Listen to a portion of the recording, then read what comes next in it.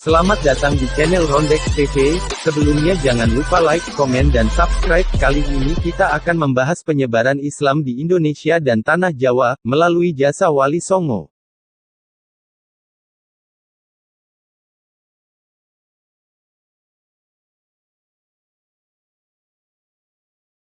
Mengenal Wali Songo dalam Indonesia khususnya Pulau Jawa. Bahkan, saat ini Indonesia menjadi negara dengan jumlah mayoritas pemeluk agama Islam terbesar di dunia. Secara harfiah, wali berarti wakil atau utusan, dan sanga atau songo berarti 9. Dalam penyebaran agama Islam, para wali songo ini berdakwah dengan menggunakan cara yang halus melalui pendekatan kebudayaan, kesenian, maupun pendidikan, yang dihormati. Adapun ke-9 wali tersebut, antara lain: ke-1 Sunan Gresik, Maulana Malik Ibrahim. Maulana Malik Ibrahim dipercaya sebagai keturunan dari Nabi Muhammad. Wali yang disebut Sunan Gresik ini dianggap sebagai wali pertama yang mendakwahkan Islam di Pulau Jawa. Selain berdakwah, Sunan Gresik mengajarkan cara baru dalam bercocok tanam. Ia membangun pondokan tempat belajar agama di Leran, Gresik. Kedua Sunan Ampel. Raden Rahmat atau dikenal dengan Sunan Ampel adalah wali songo yang dianggap sesepuh oleh para wali lainnya. Ia adalah wali yang berasal dari Jempa, Aceh. Selama berdakwah, Sunan Ampel terkenal dalam kemampuannya berdiplomasi. Ia mampu mengajarkan agama Islam di tengah masyarakat yang masih terikat kasta. Ketiga Sunan Bonang, Raden Mahdum Ibrahim.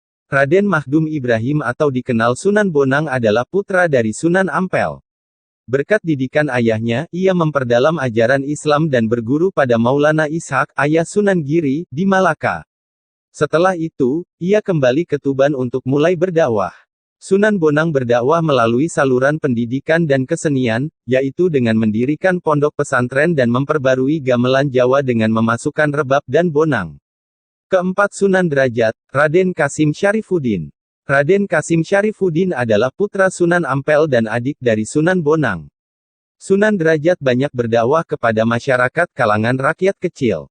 Ia menekankan kedermawanan, kerja keras, dan peningkatan kemakmuran masyarakat, sebagai pengamalan dari agama Islam. Dakwahnya diselingi dengan tembang suluk yang berisi petua-petua indah dan mendalam. Minat yang tinggi dari masyarakat terhadap dakwahnya mendorong Sunan Derajat untuk mendirikan pesantren yang dijalankan secara mandiri sebagai wilayah otonom dan bebas pajak. Kelima Sunan Kudus, Jafar Shadiq. Jafar Shadiq adalah putra Sunan Ngudung atau Raden Usman Haji dan cucu Sunan Ampel. Sunan Kudus memulai dakwahnya di pesisir utara Jawa Tengah dan ia terkenal memiliki wawasan ilmu agama serta pengetahuan yang luas, sehingga dijuluki Wali Al-Ilmu atau orang berpengetahuan. Keenam Sunan Giri, Muhammad Ainul Yakin. Wali yang termasyhur dengan sebutan Sunan Giri ini bernama asli Raden Paku. Sejak remaja ia belajar agama Islam di pondok pesantren Ampel dan berguru kepada Sunan Ampel. Ia mendirikan pesantren di Giri Kedaton yang berperan sebagai pusat dakwah di wilayah Jawa dan Indonesia Timur bahkan sampai ke Kepulauan Maluku Timur. Ketujuh Sunan Kalijaga, Raden Mas Said. Masa muda dari Sunan Kalijaga dihabiskan sebagai perampok budiman, yang mengambil harta orang kaya untuk dibagikan ke rakyat miskin. Petualangannya itu berakhir saat bertemu Sunan Bonang, sehingga bertobat dan tergerak untuk menimba ilmu agama Islam. Sunan Kalijaga menjadikan Demak sebagai pusat dakwahnya, di mana ia berdakwah menggunakan pendekatan budaya dan kesenian yaitu wayang kulit serta tembang suluk. Kedelapan Sunan Muria, Raden Umar Said. Raden Umar Said adalah putra Sunan Kalijaga. Seperti ayahnya, Sunan Muria menggunakan budaya dan kesenian dalam dakwahnya, di mana tembang sinom, kinanti, dan tradisi kenduri merupakan hasil kreativitasnya. Kesembilan dan terakhir Sunan Gunung Jati, Syarif Hidayatullah.